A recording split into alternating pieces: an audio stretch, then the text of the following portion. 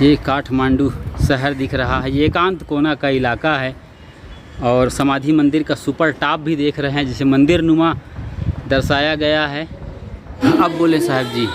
यहाँ पहली बार मैं गुरुदेव जी के साथ आया था 1981 में अक्टूबर महीने में। जी जी साहब। जो लोग नहीं आ सके अभी तक, जी जी, उनको काठमांडू आना है, दर्शन करना है। यहाँ पर कोई कमी नहीं, किसी प्रकार का महानगर है ये। जी, कैसे महसूस कर रहे हैं? पारक सिद्धांत नेपाल में कैसा है? पारक सिद्धांत तो यहाँ तो अभी तो शुरू हो गया है, हाँ, लेकिन काफ़ी चालू है। अच्छा अच्छा अच्छा अच्छा। आज ये एकांत कोना कबीर आश्रम में आपका पधारना हुआ। यहाँ के संत भक्त सभी आपके आभारी हैं। अब खास करके ये एकांत कुना है, नाम ही एकांत कुना। एकांत कुना की अपनी विशेषता है, सभी की अपनी विशेषता है।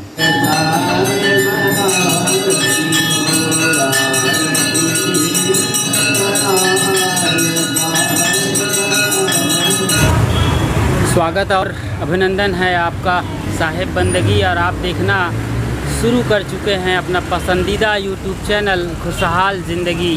हम एक तिराहे पर खड़े हैं जो एक ख़ास जगह है।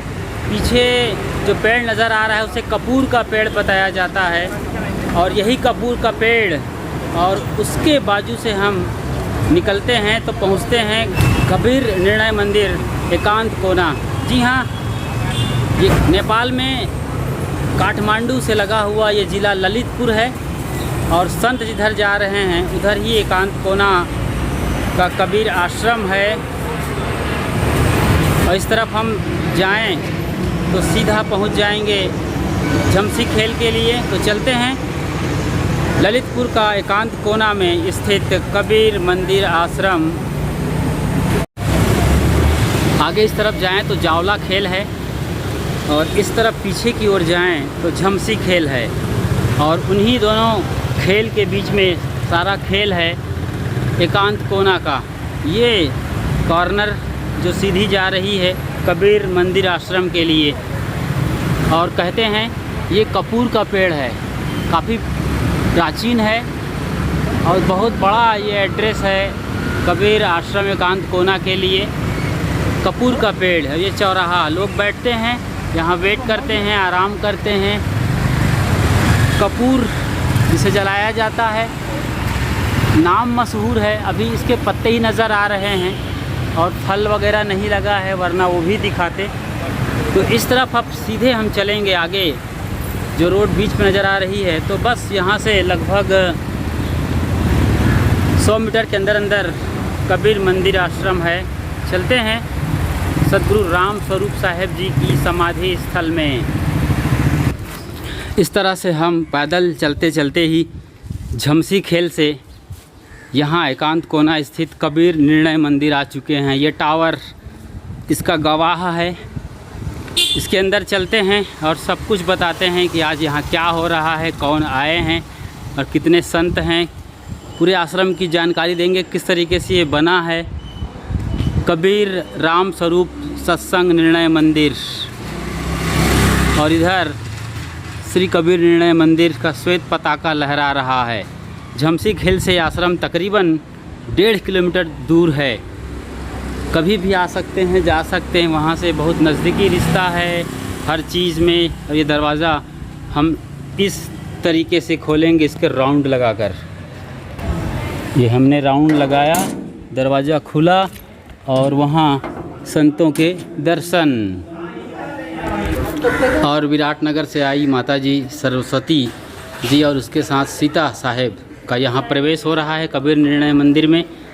देखने के लिए दिखाते हैं। जी जी, ये मंदिर में पहली बार आए थे, ये हाँ, बन रहा था। अच्छा अच्छा, तो तैयार हो गई, तैयार हो गया एकदम। देखने को तो पड़ेगा ना। नहीं, सही सही ले आया हूँ। आप तो बहुत बार बैठी होंगी यहाँ। नहीं, तो कभी नहीं बैठी। आई हो, देखी तो हो। देखिए तो थे, एक हाँ। बार धर्मसूत्र साहब का कार्यक्रम लेके आई थी वहाँ से। अच्छा, धर्मस्वरूप आचार्य श्री का। जी, लेके आई थी मैं सात मूर्ति को। अच्छा अच्छा अच्छा, प्लेन पर ले उस बार में हम आए न पाए।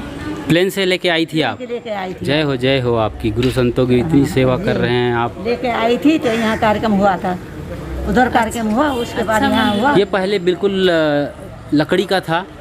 यहाँ साध्वी बहनों के लिए पूरा लंबा गलियारा था, मेरा मतलब हॉल जैसा आश्रम था, और इस तरफ भी लकड़ी का ही था, लेकिन अब एकदम पक्का कर दिया गया है। अभी दिखाएंगे आपको पूरी अंदर की। और ये अकेली साध्वी रह गई है जो थोड़ा सा ठीक है ना, दिमागी तौर पे हल्का सा इनको संभालना पड़ता है। यहाँ कई साध्वी बहनें बैठती थीं, अब ये अकेली रह गई हैं। कस्तो छा ये अब शायद बात नहीं कर पाती हैं खुलकर अपनी बात, लेकिन हमेशा खुश रहती है, काफ़ी कुछ मुस्कुराती संभाला है इन्होंने। ये आखिरी सदस्य हैं साध्वी बहनों के।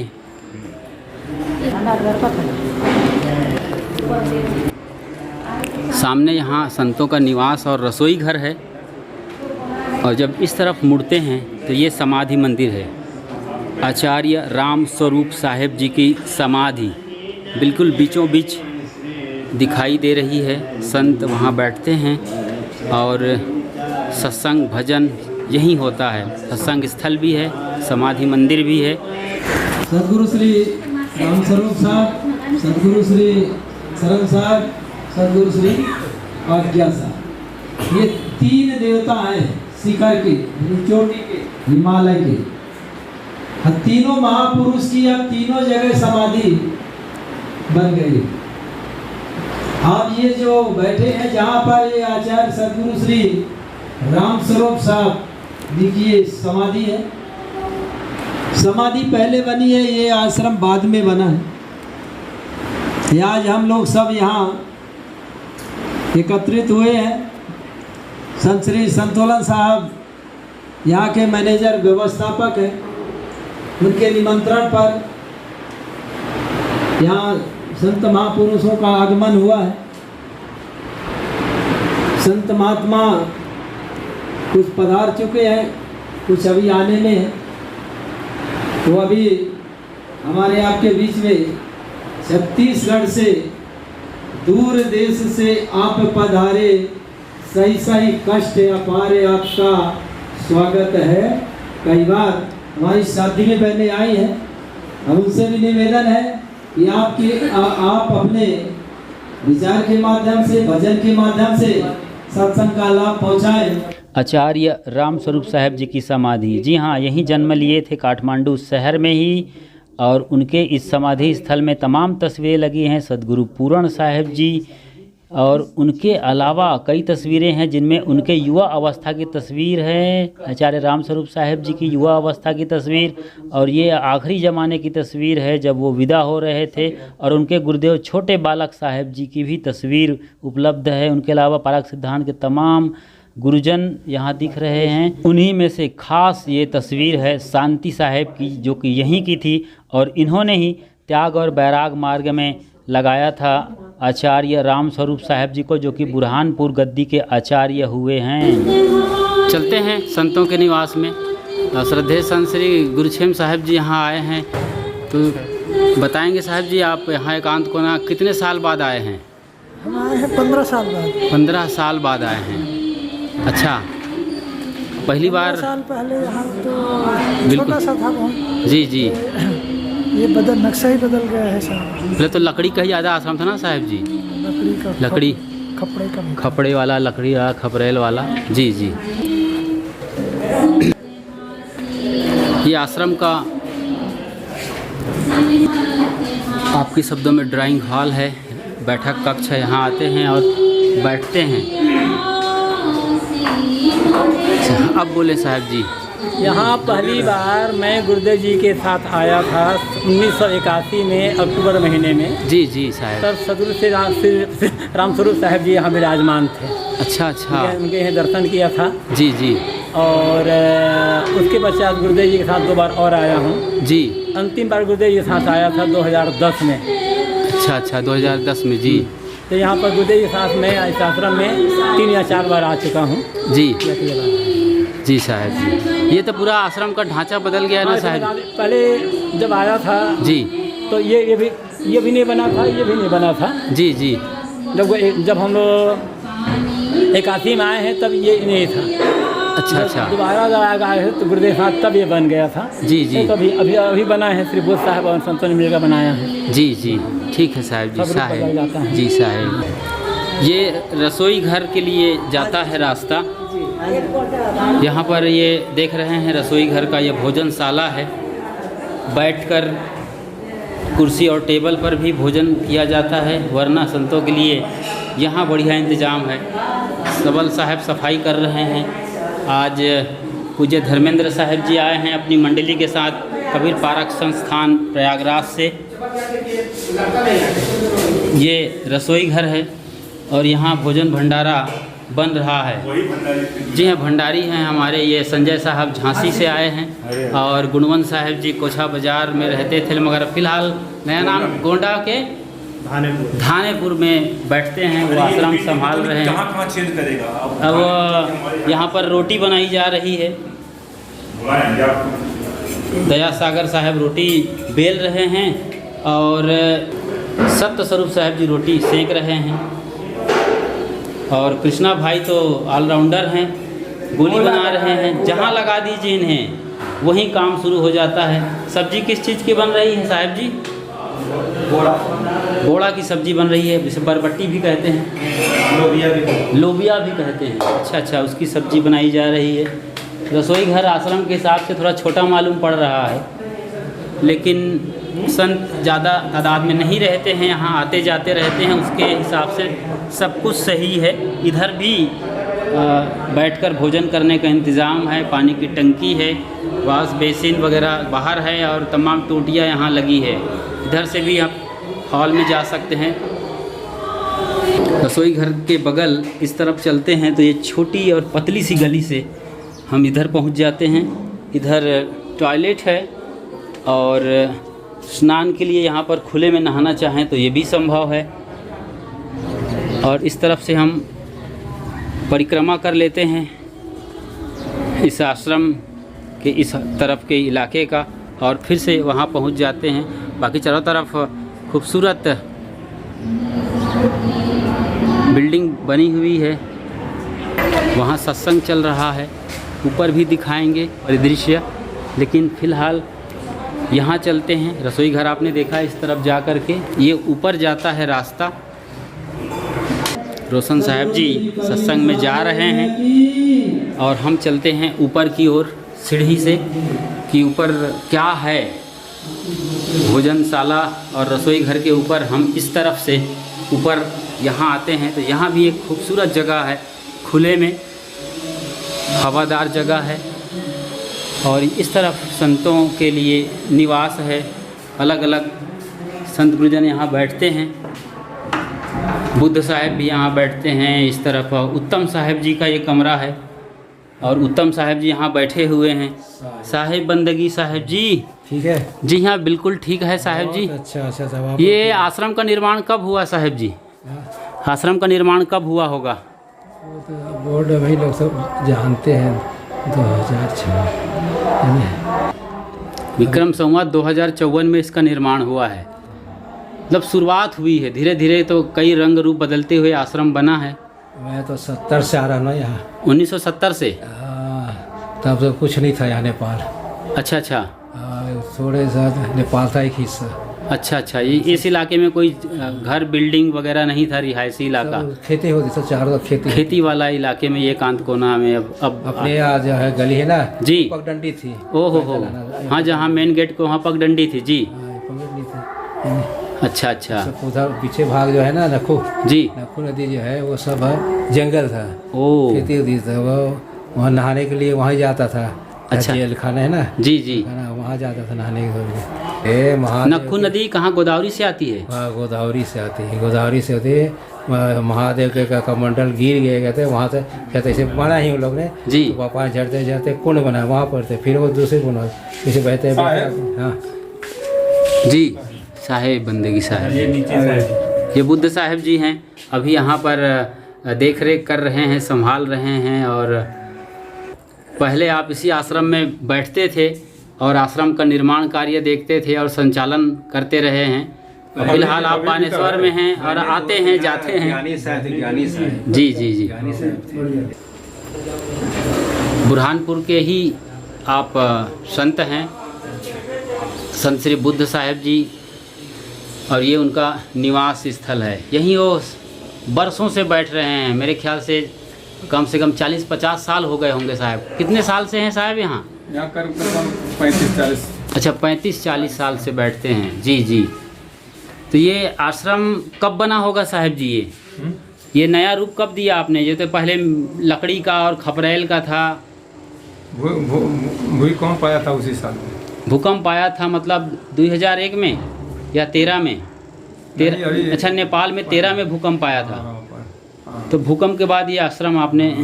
नहीं, उस भूकंप के 13 दिन के बाद में ढलान करने, दूसरा छत ढलान करने के 13 दिन के बाद में भूकंप आया था। अच्छा, जब भूकंप आया तब ये आधा बन गया था? नहीं, ढलान हो चुका था पूरा। अच्छा, जी, नीचे से ऊपर तक ले सब हो गया। जी जी।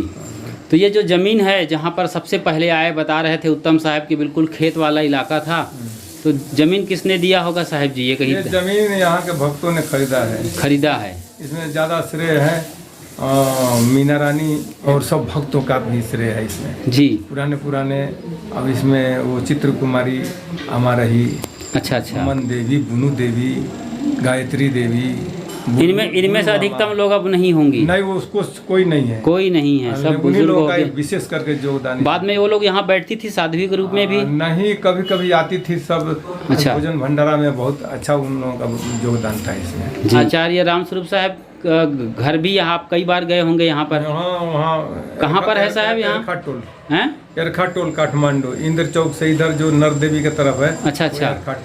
अभी कौन होंगे उनके परिवार में? अब उनके परिवार में अब हैं जी। उनके परिवार में क्या उनके और लोग भी कोई है, लेकिन उनके अपना भाई कोई नहीं। कोई भाई नहीं है। दूर के रिश्ते नाते होंगे। अपने क्या वो भी इकलौते थे, संत सरन साहिब भी इकलौते थे। अच्छा, सब इकलौते पुत्र थे। आज्ञा साहब तो 2-3 भाई? तो 2-3 भाई हैं। जी। 4 भाई हैं। तो शरीर कहाँ पूरा हुआ था आचार्य श्री का? पाटन हॉस्पिटल में। अच्छा। और समाधि स्वयं अपने हाथ से मैं दिया हूँ। वाह, समाधि जो अद्भुत है साहब जी। उसका एल्बम भी यहाँ पड़ा होगा, देख सकते हैं। अच्छा। समाधि आपने दिया है? तो समाधि के लिए साहब कुछ बोले थे कि मेरी समाधि यहाँ लगवा देना? वो तो पहले से वो बीमार थे, वो पाटन हॉस्पिटल में उनका बोला रहेगा।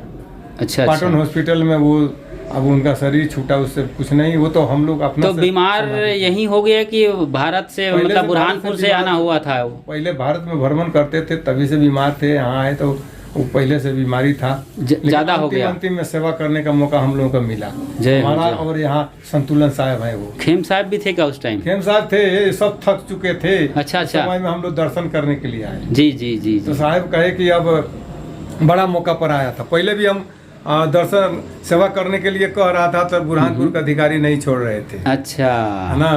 परंतु हमने कहा कि अब साहब बीमार है तो जाएंगे दर्शन करने। जी। हम बुरहानपुर से आया, कहे कि मशीन घेड़ा संभाल रहा था मैंने। जी। तो फिर हम यहाँ आया तो यहाँ तो साहब कहे कि अच्छा मौका पर आया जी, अब रहो बढ़िया, साथ में चलना। हाँ, साथ में चलना। और आखिरी साथ आपने ही निभाया, हम और संतुलन साहब। जी। अंतिम में सेवा करने का मौका अवसर मिला। जी, बहुत साहब जी सौभाग्य है। और इस तरफ से सुपर टॉप पे जा सकते हैं ऊपर।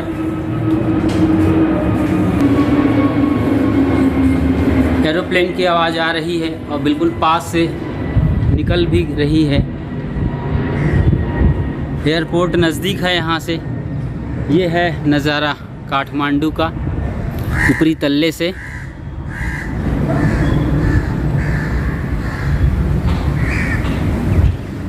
देखिए दूर तक पहाड़ फैले हुए हैं, बादल कितने खूबसूरत हैं आप देख सकते हैं। और सीढ़ी भी लगी है, उससे ऊपर पानी की टंकी भी दिख रही है और सोलर प्लेट के ज़रिए पानी गर्म करने का सिस्टम भी दिख रहा है। चलते हैं देख लेते हैं क्या स्थिति है। ये काठमांडू शहर दिख रहा है, ये एकांत कोना का इलाका है। और समाधि मंदिर का सुपर टॉप भी देख रहे हैं, जिसे मंदिर नुमा दर्शाया गया है। बहुत अच्छा लग रहा है। यहाँ की जो शैली है स्थापत्य कला की, उसी के अनुरूप इसे रंग और रूप दिया गया है। ये सोलर प्लेट है। पानी गर्म होते हैं, खास इस सिस्टम में पानी गर्म होकर नीचे जाता है। और इस तरफ आप देख रहे हैं पूरा काठमांडू शहर जो कि पहाड़ों से घिरा हुआ है चारों तरफ से। बीच में ये कटोरा वाला हिस्सा है, प्लेन एरिया, इसी में शहर बसा हुआ है। ऊपर से जब हम नीचे आते हैं तो यहाँ इस मंजिल से सत्संग हॉल का परिदृश्य साफ साफ दिखता है। ग्राउंड फ्लोर में सत्संग हॉल है जिसे हमने दिखाया है, और ऊपर संतों का निवास है, और ऊपर सुपर टॉप छत कपड़े सुखाने के लिए।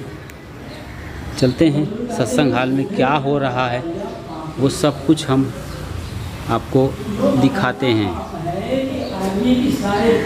सत्संग की आवाज़ आ रही है। इसलिए लोगों को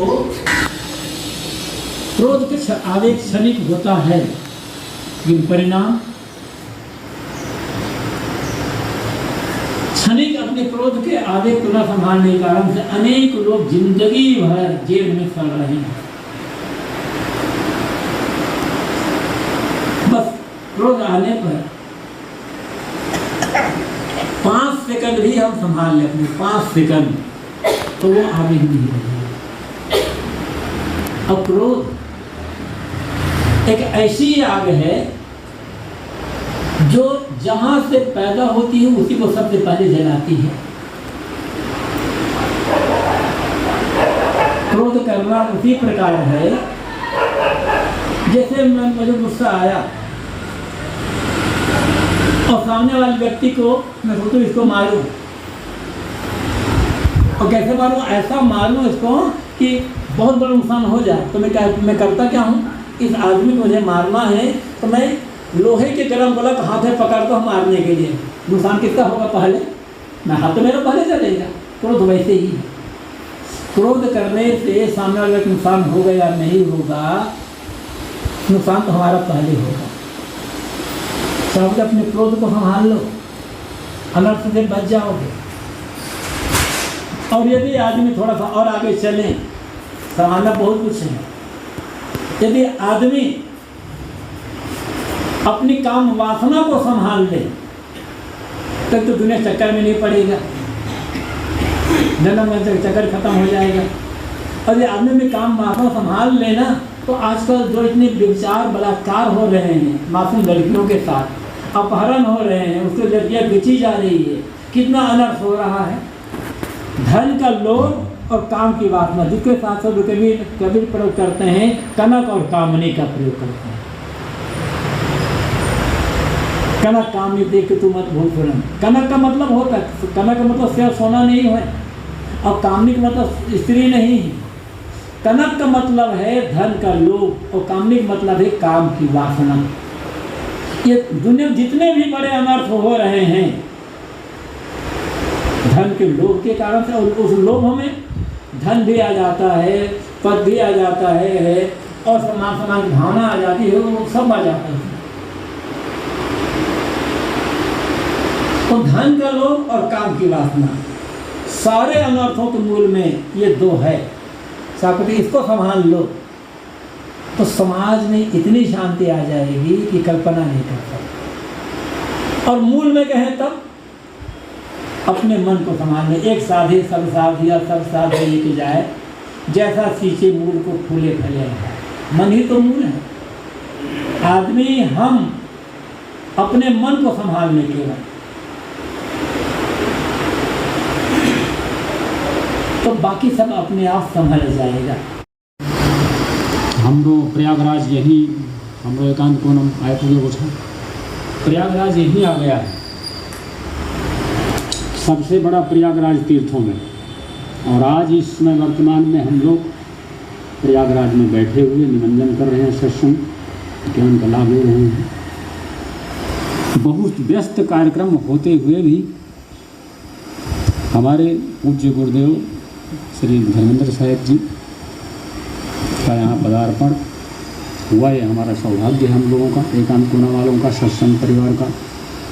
अब खास करके ये एकांत पुना है नाम ही एकांतपुरा।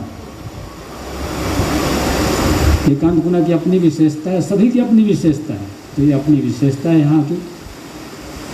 यहाँ के लोगों का भाग्य जगा, आज संत गुरुजनों का पदार्पण हुआ।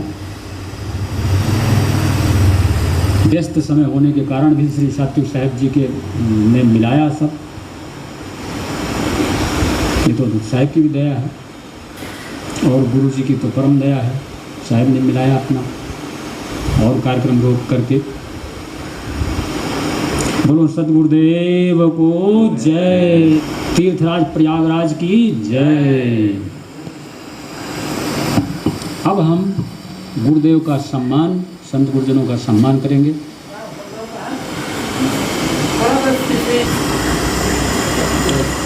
पूज्य श्री धर्मेंद्र साहब जी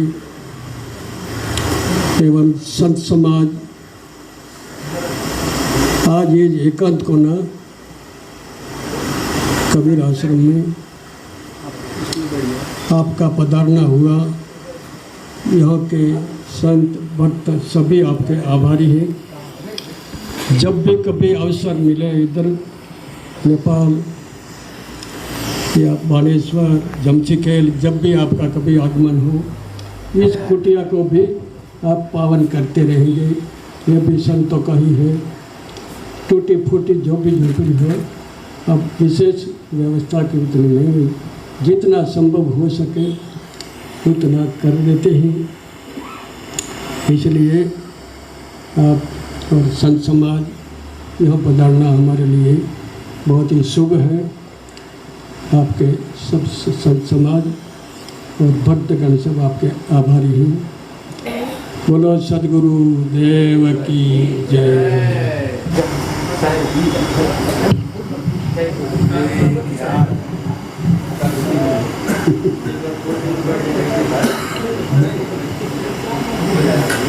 ये संतुलन साहब जी हैं जो मुख्य प्रभारी हैं इस वक्त इस आश्रम के, और अब पूजा करने जा रहे हैं संत गुरुजनों की। और सब ज्ञान वयोवृद्ध संत आपस में बात कर रहे हैं। गुरुदेव सद्गुरु मुक्तिदाता तेरी धूप दीप ले पूजी भाल चंदन पुष्प चरणों हार मह दीजिए। कर जोरी करूँ मैं स्तुति गुरु तन तारंग लहो चमक होया पराध साहेब दीन जीवन बाल हो। आप पारख रूप साहेब जानते सब माही। मैं अधम कर जीव सद्गुरु नाहि कछु लायकी।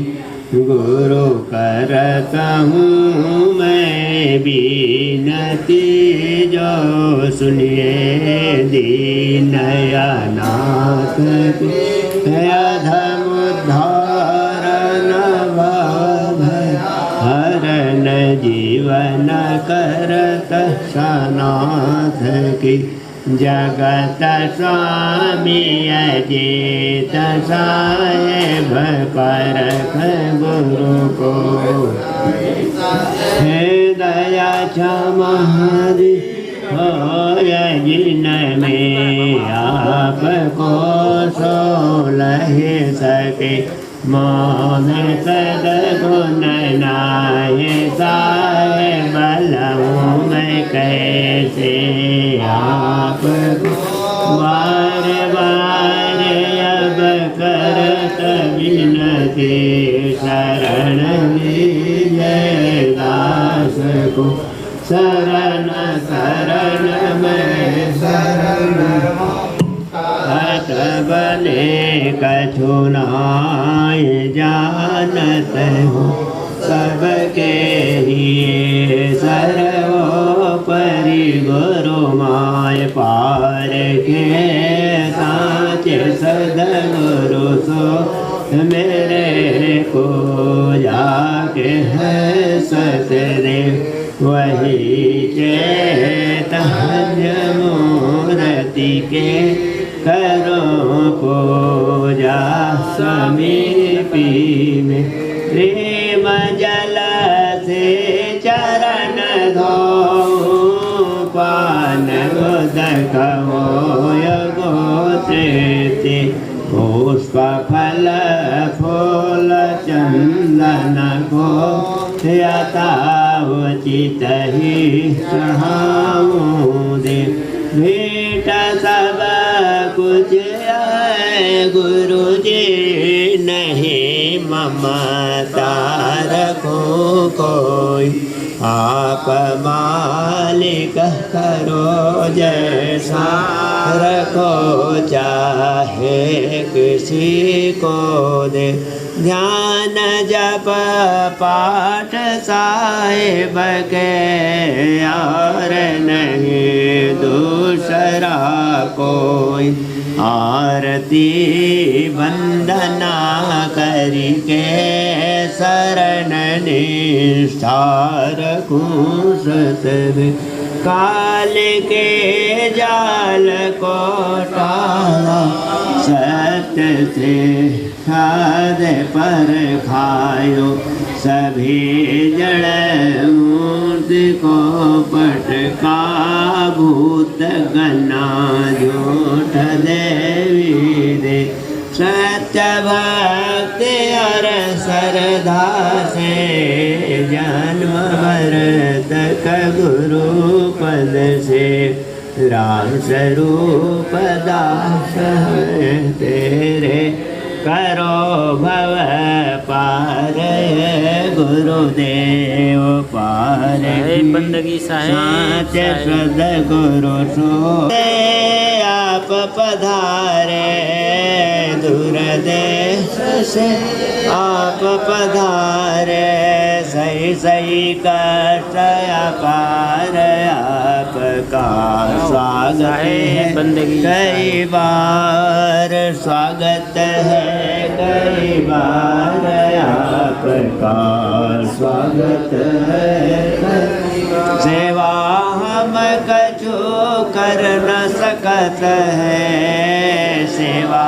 हम कर न सकत है लज्जित है कई बार आपका स्वागत है कई बार स्वागत है कई बार आपका स्वागत है पाया दरस तुम्हारे आपका पाया दरस तुम्हारे आपका स्वागत है कई बार का स्वागत है दर्शन की बलिहारी गुरु रे दर्शन की बलिहारी दर्शन की बलिहारी गुरु साहब आप हुआ है धर्म मिटावत भारी गुरु जी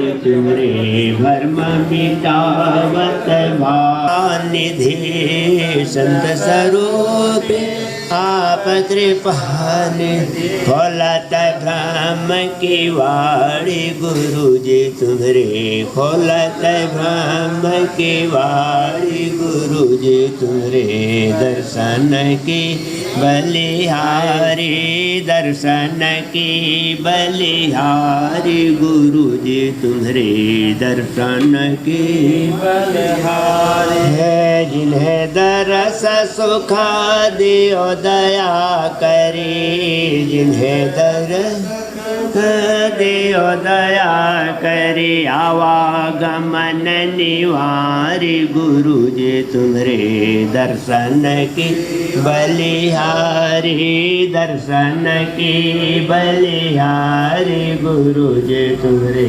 दर्शन की बलिहारी सुख स्वरूप रूप कबीर कृपा निधि सुख स्वरूप कबीर कृपा पूरन परख बिहारी गुरु जी तुमरे पूरन परख बिहारी गुरु जी तुमरे दर्शन की बलिहारी दर्शन की बलि बंधव चरण तुम्हारे सद्गुरु बंधव चरण अक्षय धन गुरु ज्ञान के दाता अक्षय धन गुरु ज्ञान के दाता गरीब निवाज हमारे सद्गुरु गरीब निवाज हमारे सद्गुरु बंधव चरण तुम्हारे बंधव चरण तुम्हारे सद्गुरु बंधव चरण आरती हो गुरु आरती हो आरती गरीब निवाज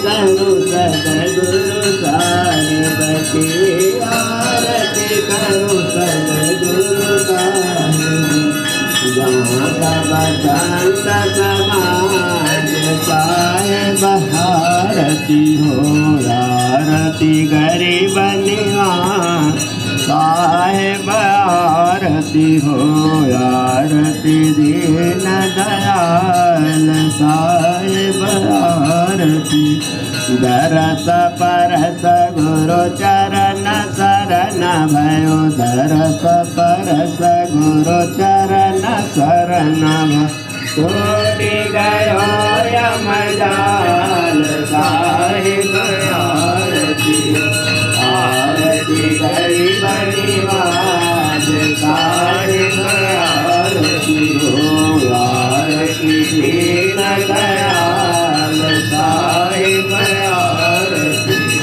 साहिब कबीर संतन की कृपा से साहिब कबीर संतन की कृपा से दयालु परम प्रकाश साहिब आरती हो आरती गरीब निवाज साहिब आरती हो आरती दीन दयाल साहिब आरती हो दास जान निज आपनो हो गया मोर बिनवत हूँ कर जोरी के गुरु शरणागति तो काम क्रोध मद लोभ नित मैं रहूं बुलाए दीन दास प्रभु जानी के लीजे बंद छुड़ाए मम दृष्टि मामलिन घानि बान के बीच दया करी गुरु बोधिए मैं हूँ अधमयति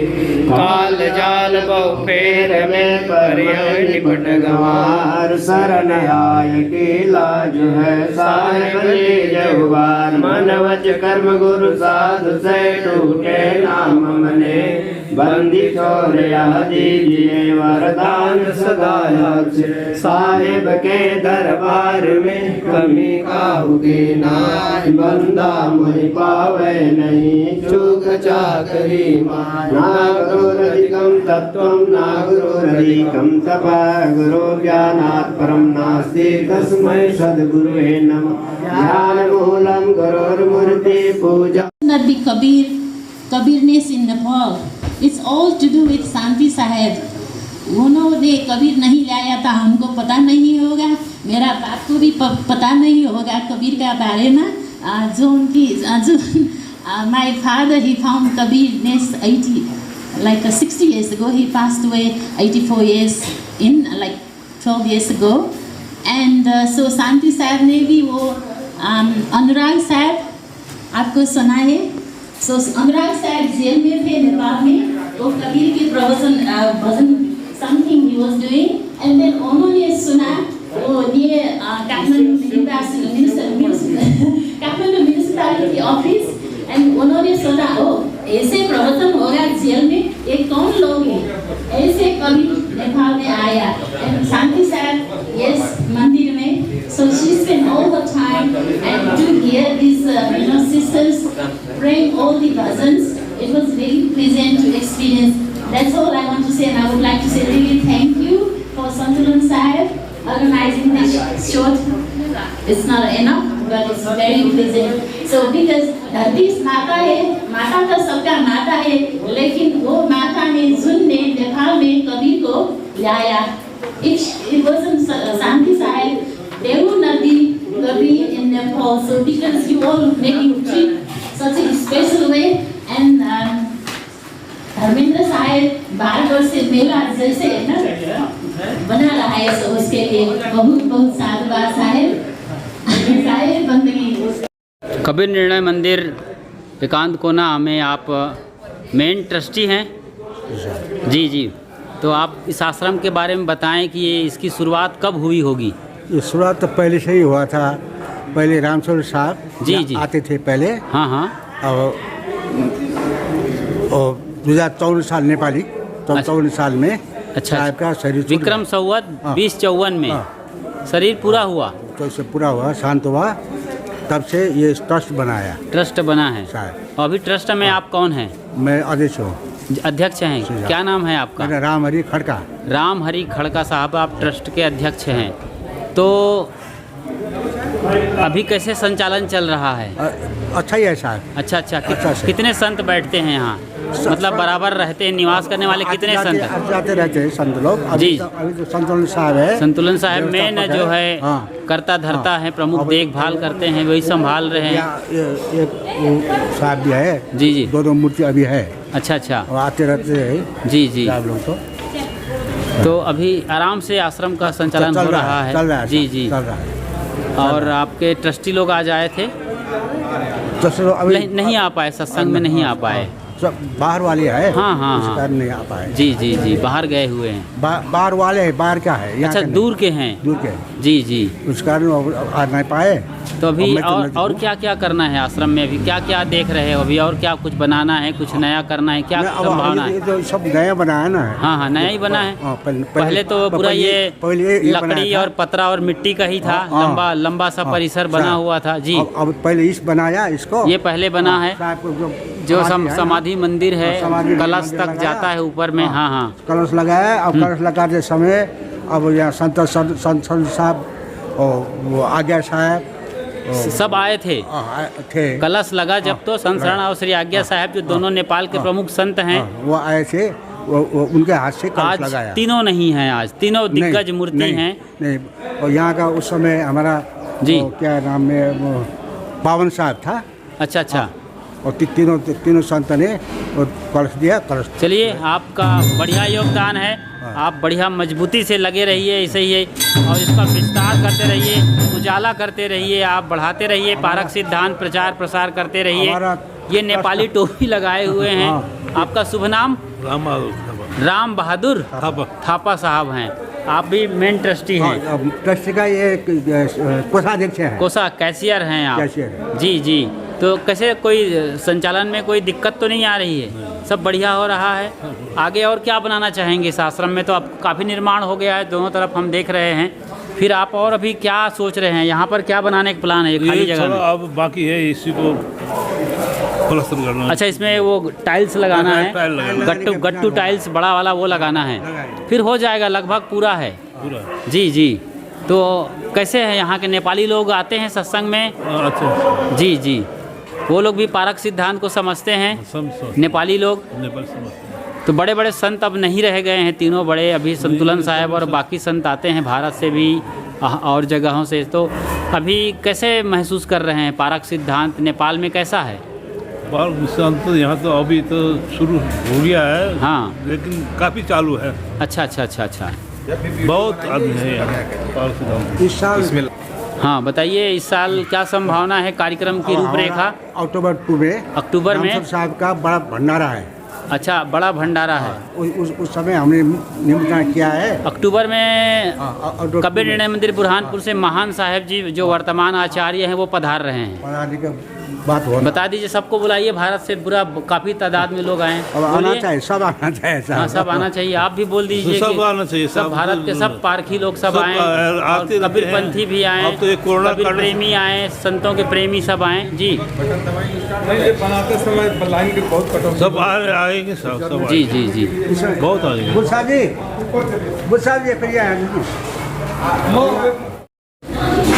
इस आश्रम के वर्तमान संचालक और मुख्य प्रमुख संत श्री संतुलन साहब जी, साहेब बंदगी साहब जी, आप कितने सालों से साहब संचालन कर रहे हैं? हम क्या संचालन करेंगे, सब संत गुरुजनों की दया, सबके सहयोग से संचालन होगा। जी जी जी, अकेले कोई कुछ काम होता नहीं है, होता ही नहीं है।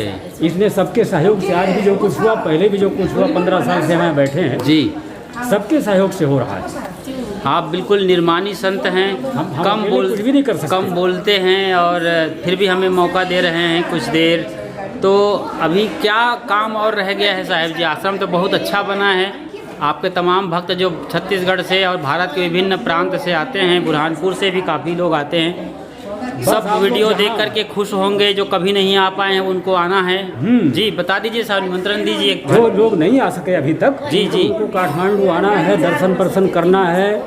यहाँ पर कोई कमी नहीं किसी प्रकार का, महानगर है ये जी। और आचार्य रामस्वरूप साहेब, सदगुरु संत शरण साहब, सदगुरु आज्ञा साहब की कृपा है सब। जी जी जी, उनकी कृपा और दया से, उनकी तपस्या से यहाँ पर कोई कमी नहीं है। कितने भी लोग आ जाए यहाँ पर तो सब व्यवस्था मिलाया जाएगा। साहब ने दिन रात एक कर दिया है और आश्रम को नया लुक दिया है। आपकी देख रेख में आप सब कुछ करते हैं यहाँ, छोटी मोटी जो ज़रूरत की चीज़ें हैं और काम स्वयं करते हैं, कहीं नल लगाना, कहीं टोटी लगाना। अब अंदाज़ा लगाइए, तो इतना रात दिन मेहनत कर रहे हैं साहब जी। तबीयत तो अच्छी है साहब जी आपकी? 100%। वाह क्या बात है, नाम ही संतुलन साहब है, हर चीज़ में बैलेंस्ड रहते हैं साहब जी। ठीक है साहब जी, आपका आशीर्वाद बना रहे हम सब पर, आप स्वस्थ रहें। जितने लोग लाइव को देख रहे हैं जी, सबकी कृपा बनी रहे। जी जी, सबकी दया बनी रहे। हम तो सब प्रकार से खुश हैं जी साहब। सबको 3 बार साहेब बंदगी है। साहेब बंदगी। अभी एक और आखिरी सवाल की, अभी और क्या संभावना है, क्या कौन सा काम बाकी है आश्रम में? यहाँ पर अब ज़्यादा कोई काम बाकी नहीं है। जी जी, ये नेपाल सरकार के नगर पालिका की ओर से काम होने वाला है कुछ दिनों में। अच्छा अच्छा, क्या काम होगा? मतलब सरकार की ओर से काम होना है? सरकार की ओर से 7-8-10 लाख रुपए काम होने जा रहा है। अच्छा, इस पे गट्टू लगने वाला है? इसमें हिमालय का पत्थर लगेगा। अच्छा, हिमालय का पत्थर सरकारी तौर पर यहाँ लगना है? हाँ, हिमालय। ये खाली जगह दिख रही है, बिल्कुल अभी कच्ची जगह है, इस पे हिमालयन पत्थर लगने वाले हैं। बहुत बढ़िया। और सरकार ने और क्या मदद किया है? ग्रेनाइट लगा। अब ये ऐसा है ना, सरकार और जनता और सबके मदद से चलेगा व्यवस्था। हाँ हाँ, नहीं जैसे सरकार ने और कोई अच्छा फंडिंग किया है यहाँ पर 10-5 लाख का? और तो सब सहयोग है सरकार का। अच्छा अच्छा अच्छा। अब सारी व्यवस्था सरकार की नगर पालिका की। जी जी, उसमें हम भी सहयोग करते हैं और नेपाल सरकार का भी पूरा इसमें व्यवस्था में सहयोग है हमारा। ठीक है साहब, आपका बहुत बहुत साधुवाद। और इसी बीच यहाँ के और एक प्रमुख संत आ गए हैं, हमारे जाने पहचाने गुरु ज्ञान साहब जी, नाम ही काफ़ी है इसका डिस्क्रिप्शन। तो कोषाध्यक्ष साहब, हाँ, कोषाध्यक्ष से मैंने बात करी है, उनका डिटेल ले लिया है। जी साहब जी, तो इस आश्रम के बारे में आप क्या कहना चाहेंगे? बिना किसी सवाल के ये सवाल है जी। ये आश्रम के बारे में आपने तो व्यवस्था में अभी जो देख रहे हैं, जी जी, ये व्यवस्था तो ऐसे बहुत पहले से चली आ रही है। आचार्य सदगुरु श्री रामस्वरूप साहब के समय, हाँ हाँ, और उनके भी पहले सदगुरु श्री शांति साहब जो उनकी ये आश्रम बुआ लगती थी दूर से। हाँ, रामस्वरूप साहब और संत शरण साहब आपस में रिश्ते में थे। जी जी, तो सबसे पहले यहाँ ये आश्रम शांति साहब का ही आश्रम है। अच्छा अच्छा अच्छा। बाद में संत आचार्य सदगुरु श्री रामस्वरूप साहब बुरहानपुर से ग्रीष्मकालीन अवकाश के लिए यहाँ आते थे। अच्छा अच्छा, तो 2 या 3 महीना इधर रहते थे जी, इधर रह के फिर बुरहानपुर जाते। अच्छा अच्छा, तो साहब का आना जाना ऐसा कई बार, क्योंकि वो यहीं पैदा हुए थे और इसलिए भारत में गर्मी पड़ती है अच्छी खासी 50 डिग्री, तो यहाँ आके रहा करते थे गर्मी के सीजन में। ग्रीष्मकालीन, और फिर यहाँ अवकाश। से अक्टूबर नवंबर में फिर भारत वापस जाते थे, बुरहानपुर जाते ये और सती सेविका यहाँ की हैं खास मेंबर्स। बहुत पता है ये सेंटर के बारे में। जी जरूर जरूर। यसको बारेमा भन्नुस् रे, हिन्दी नेपाली मिसाएर जे भए पनि होइन उहाँ साबरले भन्नुभयो, साहबले भन्नुभयो। ठीक है, ल भनिदिनुहोस्। जय हो। आप ये सब नींव के पत्थर हैं जो दिखाई नहीं देते, बाकी कंगूरा ही दिखाई दिए जाते हैं। ऊपर के जो कंगूरा बनाते हैं, छत दिखती है, नींव को कौन देखता है। तो आप लोग यहाँ जो भी ट्रस्टी है, मेंबर हैं, नींव हैं, आप लोगों की वजह से ही आश्रम खड़ा हुआ है।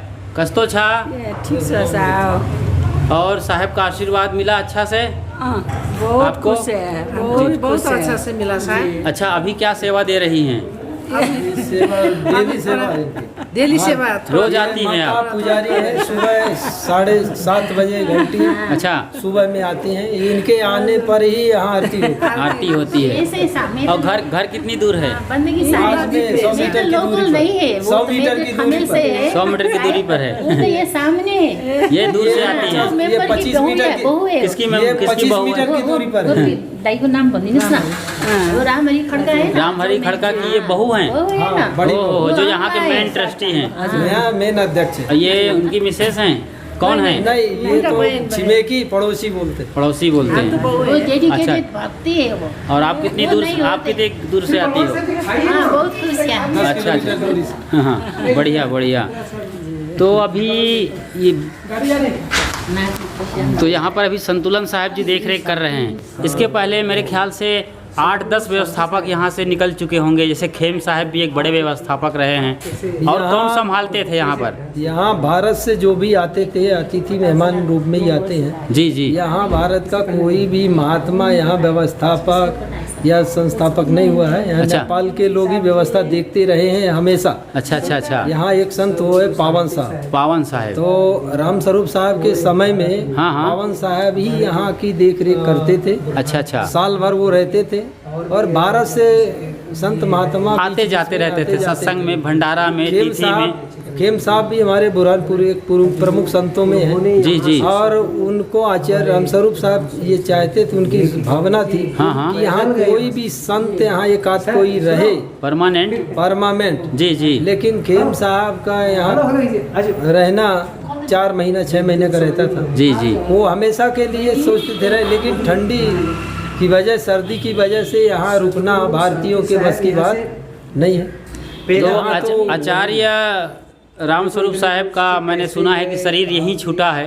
रामस्वरूप तो साहब का उनका शरीर। बुरहानपुर में भी तो इलाज हुआ होगा, वहाँ पे तबीयत बिगड़ी होगी, तो क्या क्या दिक्कत थी उनको, क्या दिक्कत हुई थी? रामस्वरूप साहब बुरहानपुर के मेले में गए थे। अच्छा अच्छा। 1996 में। 96 में वार्षिक तिथि, वार्षिक महोत्सव के उपलक्ष्य अवसर में वहाँ गए।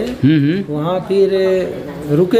हाँ हाँ। महोत्सव खत्म होने के बाद में कुछ दिन वहाँ रह के फिर साहब इधर की यात्रा की, वाराणसी की। अच्छा अच्छा।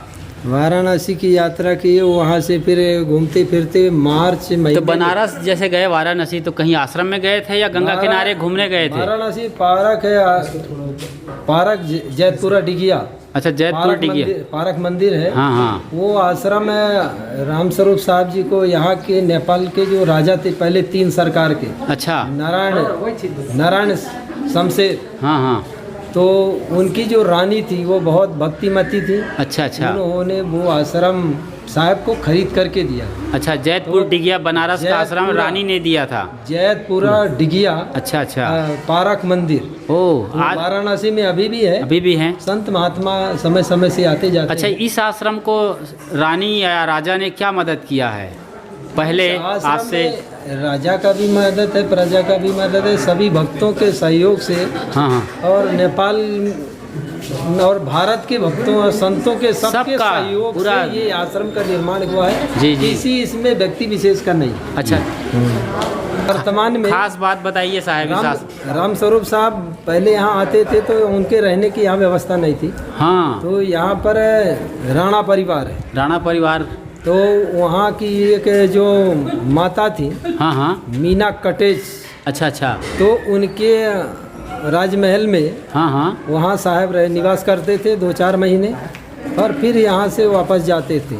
तो रामस्वरूप साहब का यहाँ आना जाना अच्छा, वो तो राजघराने से भी थे ना साहब जी, तो राजा घराने के वो नहीं थे। अच्छा। राज पुरोहित उनके पिताजी थे। अच्छा, उनके पिताजी राजपुरोहित। राजपुरोहित थे। जी जी वो मिलाने साहब जी, वो राणा मीना महारानी ने ये दिया। अच्छा अच्छा अच्छा अच्छा, जी जी।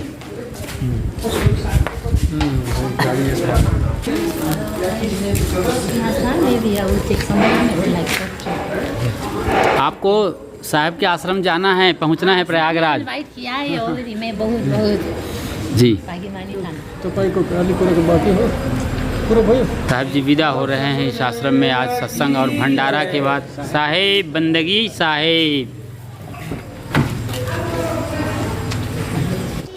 इस आश्रम की खूबसूरत जानकारी, शानदार नज़ारे, लोगों की बातें, सत्संग, आरती, पूजा, यह सब कुछ आपको कैसा लगा हमें ज़रूर लिखिए।